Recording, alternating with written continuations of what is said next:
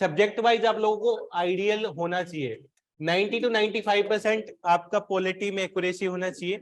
Almost like if there 21 question तो 18-19 question आपके correct होना चाहिए था, क्योंकि ऐसा हाई फाई क्वेश्चंस नहीं है, out of the book question नहीं है।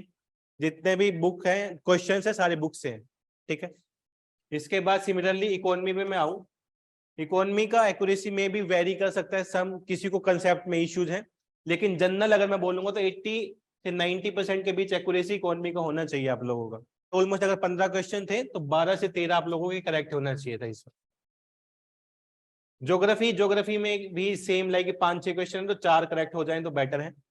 एनवायरमेंट में आई कैन से कि 65% भी करेक्ट हो रहा है, 70% भी करेक्ट हो, it's okay in the environment. तो जो कोर सब्जेक्ट है ना, यहाँ पे you should mark the higher question. 21 + 15 36 72 marks, almost the 70% of the cut off. Out of 72 if you are getting the 60+, तो 60% कट ऑफ आप 2 सब्जेक्ट में क्लियर कर लोगे। If I add the like science and technology, easy question science and technology के almost biology से हैं, कुछ statements हैं, कुछ एआई से हैं।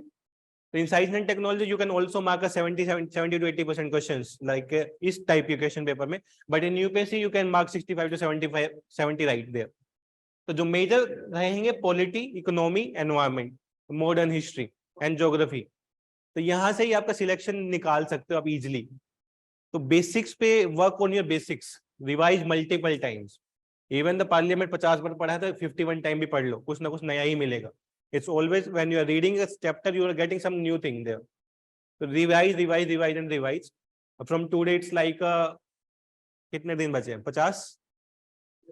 It's already 50 days ना? 50 days, last 10 days हटा दो. In 40 days, 3 revision or 2 revision required. Comprehensive revision, 2 revision in 40 days. Then in next 10 days, 2 revision.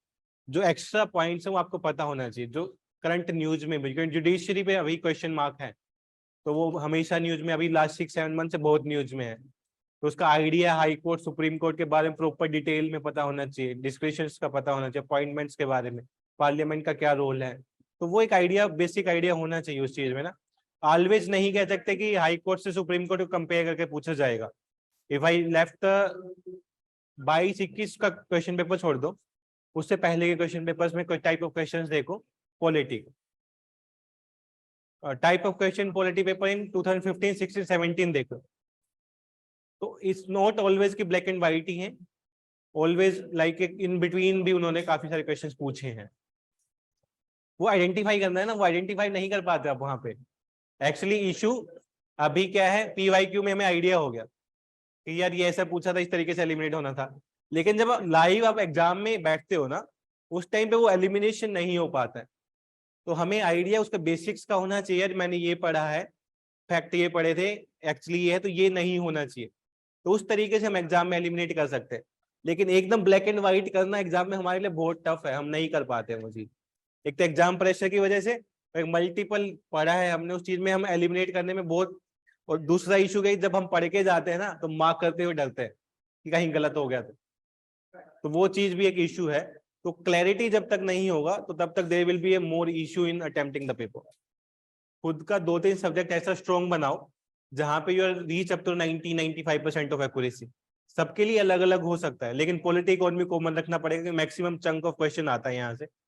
Environment में you can not score more than 70%, तो ये 30% क्वेश्चन ऐसे आएंगे ही, आपको पता ही नहीं होगा, ठीक है। तो 70% मीन्स की अगर 18-20 क्वेश्चंस हैं तो 14 तक भी अगर लेके जा रहे हो, ठीक ठाक है, ठीक है। मेनली तो 50 से ऊपर ही बोला जाता है, 50% से ऊपर जितना भी आ जाए बढ़िया है। सिमिलरली आर्ट एंड कल्चर्स में 40-50% तक maximum you can take it up. उसके बाद जितना भी पढ़ोगे तो वो मुझे नहीं लगता कि यूजफुल होगा, you can not attempt the question from that part. तो इकोनॉमी का मैं आपको बता देता हूँ, ऑलमोस्ट इकोनॉमी में 18 से 19 क्वेश्चन आते हैं।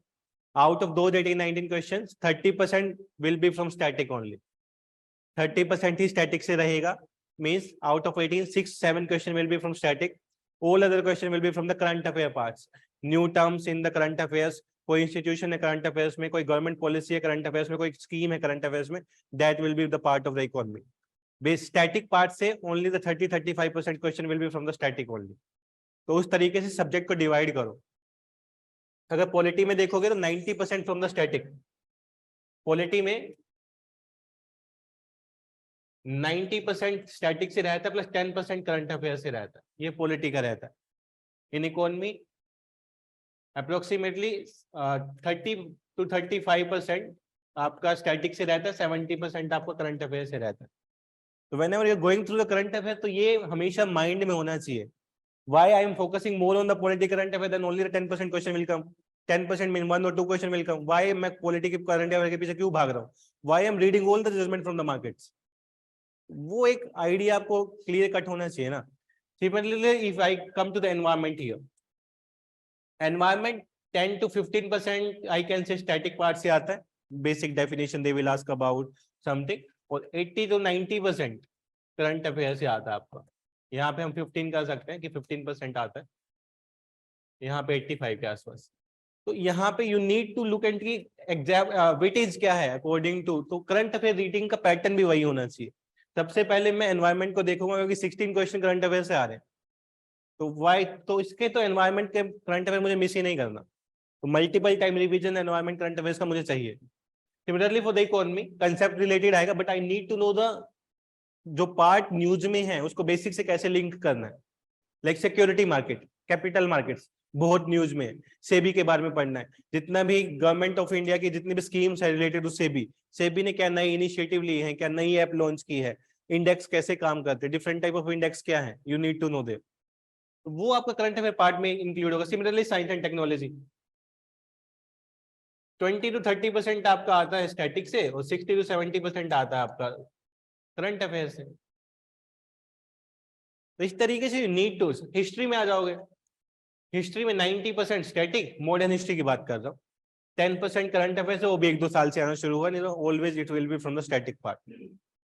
Art and culture, medieval and ancient 95% static से आता है, लेकिन 5% करंट अफेयर। लेकिन जो स्टैटिक आता है वो जो रिसेंट के न्यूज है या इंसिडेंट्स है उनके टॉपिक से ही पूछा जाता है।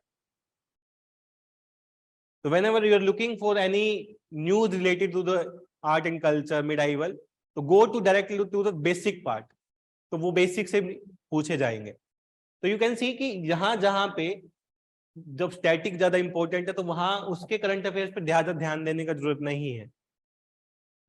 तो but when you are looking at it कि 70% करंट अफेयर्स है, तो सबसे बड़ा मेजर चंक मेरा करंट अफेयर्स का कहाँ पे है, इकोनॉमी और एनवायरमेंट। इकोनॉमी और एनवायरमेंट कितने क्वेश्चन आएंगे, 15 question environment, approximately 13 question economy, current affair 28 questions.